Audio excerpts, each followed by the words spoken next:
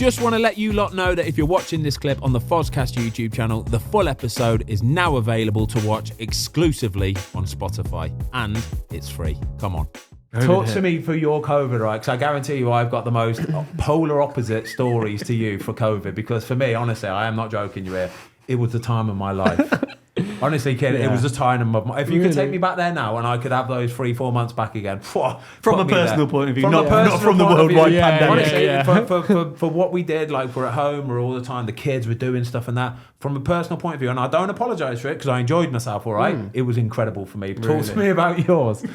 Yeah, mine's probably a bit different then. Like, I was so upset when COVID hit on footballing reasons because I was playing every week in the first team and I was doing well and then it hit, and then because it was uncertain what was going to happen in them leagues, I think I did like a 40-day thing where I was doing something every day. Really? On my Apple Watch, I was like running, I did cycling. Did you have to come up with this yourself? Yeah. By the way? You just have to get your own schedule and crack on. Just make sure you keep fit, basically. Yeah, I was doing my own sessions. I was making them up. Wow. Like, I was going on 5Ks like everyone did. I was just doing 15K bike rides, going to the local park, setting cones up, doing agility You did quite a bit of ball work. A lot of ball work, yeah. And yeah, so I was making up day by day, and I went on like a 40-day streak every day doing something because I was so uncertain. So like it tracks on your thing, yeah, so you get little awards and stuff like that. Yeah, you had that. Every day I was filling every the ring. rings. Yeah. So it was, I like I got to the point where I was sort of like having fun with that. I had motivation to complete it every day. But I was doing it for the main reason because I thought we was going to go back and play. So I wanted to be in good shape. I didn't want to sack it off, but it wasn't until it officially got ended that I had to stop it. Did you not find it weird that I had one little period, right, where it must have been about a month after it had been cancelled, basically, and there was genuinely no say or no word or even any rumours about when it was going to start again. Like the discussions about how it's going to start again hadn't even started, right? And at that point there, right, honestly, it was still a bit cold outside and stuff, and I remember thinking, I don't know what to do here. I don't know. Do you know what I mean? I don't know how to keep myself fit. I didn't have the motivation because I didn't know what I was training for. And that was the bit that I struggled with a bit there because it just went on for so long, didn't it? Yeah, no, I agree with you. I agree. I don't know if you know him, but the goalkeeper that was at Blackpool at the time, his name's Mark Howard. Yeah. And he was like in the middleman between us and whoever was dealing with the COVID. Yeah. So I was messaging him all the time going, please, what's happening, mate? What's happening? Like, is there any news? Is there anything? And he's just like, we've got meetings, and it was just like so vague, drawn out, and you don't know what's going on. All that, and that was the thing. I was like, because I wanted to know what to do. I didn't know whether to do certain like sharp things as we're coming back or just long runs. So what did you do? Did you move back home at this point? Yeah, I moved back home. Are you back in with the parents at this time? Yeah, I was back in with the parents. I love this. This is so nice. I only left home 6 months ago.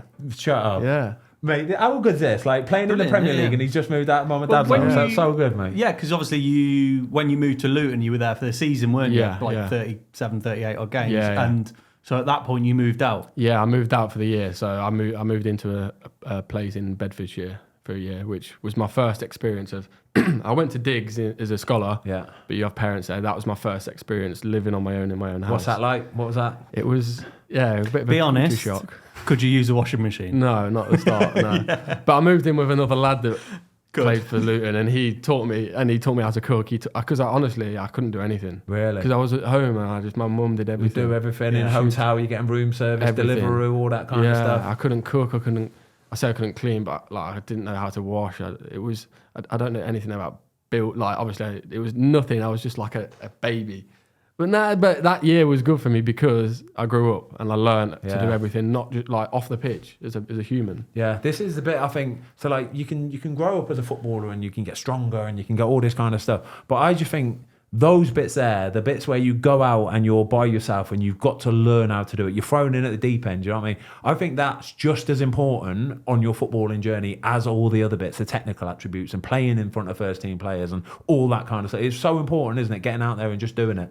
100%. I always say them loans made me a better player, but a better person. Yeah, I love that. So it's both. It's not just you're a better player; it's a better person. Because when you come back to the football club and they can see that you've kind of grown up or learned life skills. I remember we spoke about it recently, didn't you? When you went on loan to Watford, and like you said, you kind of went down there and your timekeeping wasn't great.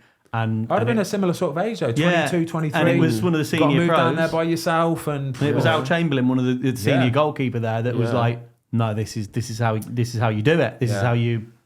You are a always professional. remember them people. Like I said, I remember do. putting an arm around me and going, right, come on, this is how you do it. Yeah. And he looked after me and his family looked after me. It was gold, mate. You've done sort of moments, massive in your life, in your career. No, it's true, and you look back on it and you don't forget them moments. No, They're big damn right. moments in your career. As you say, like I remember my first day at Blackpool, Jay Spearian taking me around the whole training ground, telling me, this is where you put your stuff, this is where you get your boots. That sticks with you. The first time I was at Luton, meeting the skipper, Sonny Bradley, and telling me, this is how you do things, it sticks with you, no matter where you end up doing in your career. And how did you find playing in stadiums with no fans? Felt like I was playing 23s again. Explain, right? Can you explain to me, right, how? So you've had it both ways, yeah. You've done the playing in COVID with no fans, super weird, and then you've done it the other side where you're playing in packed Premier League stadiums. It's on telly. It's all, the world's watching. What do you think that was a better way to come into your football career, doing it with no fans in the stadium to start with? Yeah, good question, and I've been asked that before, and I feel like, I don't know, for me, I don't think it is. I think for a lot of players it would be, because the pressures of... Do you think everyone's just different with it? Everyone's different with it. For me, I was ready for the fans. I was ready for that experience. All of it. I was ready for that, and some players might not. They would have been better just knowing there's no pressure from people in the stadium. They can just focus on the football. Because I played in the 23s for so long and I had the experience at Blackpool with the fans, I was craving it. Hungry for it. Yeah. And so it was a shame that I didn't have the fans, and but on social media, like I felt like I had so much love on social media that sort of made up for it a little bit. I remember actually, it's funny actually say that our very first game back at Watford after COVID with no fans was actually against Leicester. It was on the telly. Chilwell stuck one in the top corner in the 90th minute or whatever, and then Dawson went and equalised, didn't he, late on or something like that? Yeah, I remember that. Dirty little 1-1 draw at the end. But I remember playing the game, right, and even when Ben Chilwell scored that goal in the 90th minute, we'd done really well Watford because it was a big game for us against Leicester. 0-0, scored that goal, and I remember, and I didn't have that feeling of like we're losing because I couldn't hear the disappointment for the fans or the roar of the away fans. I just thought, well, it's like in training. You know, when a goal goes in training, it's like, it's cool, but like whatever. And then when we scored, I was buzzing, but not crazy. And it's not until I got in the car on the way home, right, and I'm listening to the radio, and it's on TalkSport or it's on 5 Live or whatever, and they're saying, and Watford scored a dramatic last-minute equaliser. I'm thinking, well, it weren't dramatic. It was like miserable. And then I think, actually, that was an actual Premier League game. Do you know what I mean? So it was true. so mad. It was so mad. Thanks everybody for watching. We hope you enjoyed this clip of the Fozcast. If you would like to watch the full episode, it is now available exclusively on Spotify for free.